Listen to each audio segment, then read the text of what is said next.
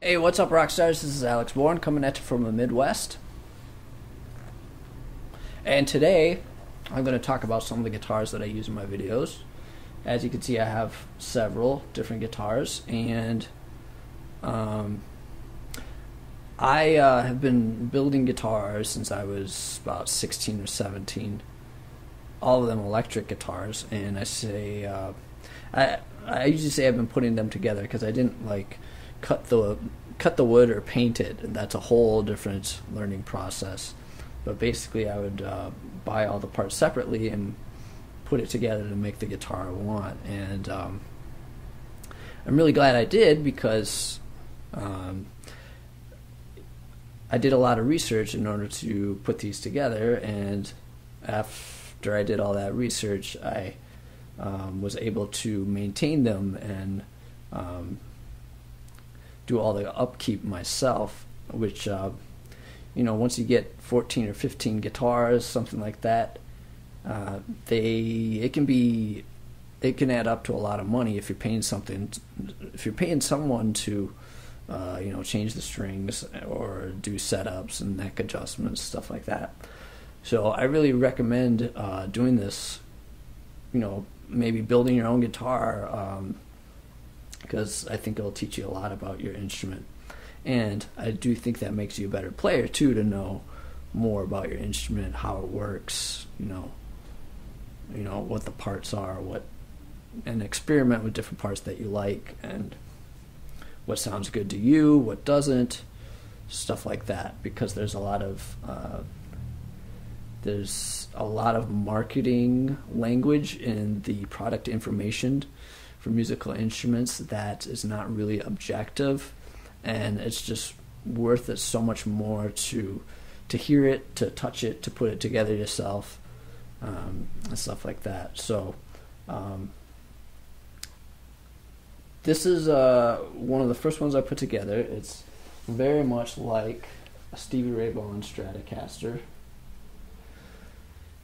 And what I would do when I was younger is I just kind of go through the catalogs that I had and find the guitars that I liked, and find which ones I could get all the parts separately for, and then put them together later. And found that you could usually put one together for about half the price, on average, half the price of the retail price that the signature model sold for.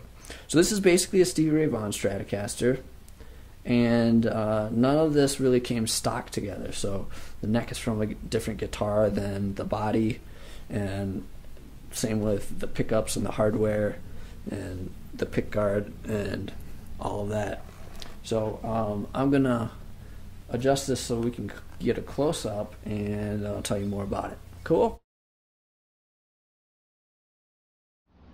So here's a close-up of the Stevie Ray Vaughan Stratocaster.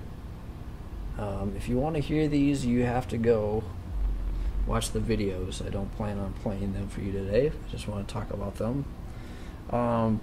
But this is, like I said, none of these parts really came stock together. I just kind of assembled it myself. Trial and error if it didn't fit. But I did most of the research before I bought the parts, fortunately. And so most of it fit together, but it's got the typical black pickguard like the Stevie Ray Vaughan, and this is actually a rosewood fretboard.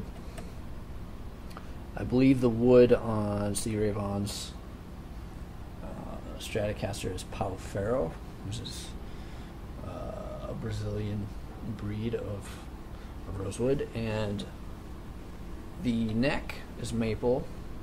It's got kind of a vintage tint to the lacquer, which I believe is poly lacquer.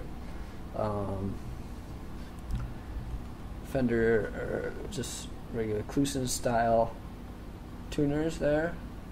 All the hardware is gold. So also got the serial number on the back, normal spaghetti logo on the front, as you can see there. This is one of my favorite necks to play on. I believe it's from a Fat Strat, but it's just it just really fits my hand very well, and I like it a lot. So the electronics are, the pickups are Texas Specials, Fender Texas Specials, just like you would expect in the Stevie Ray Vaughan Stratocaster. I put them in a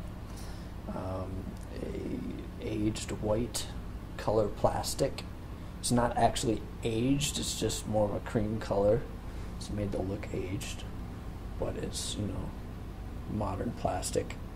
And the only thing I didn't really do like the Stevie Ray Vaughan Stratocaster is I believe he has Graphtec string saddles in the bridge, and I just haven't done that yet. I never really planned on doing it, I guess.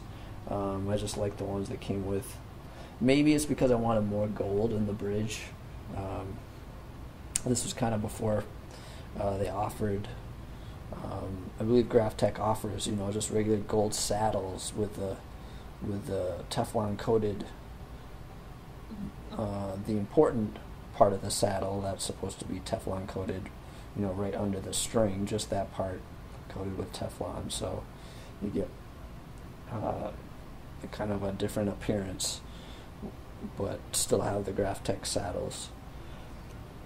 So that's that. I believe these are just all 250K pots in here, just a normal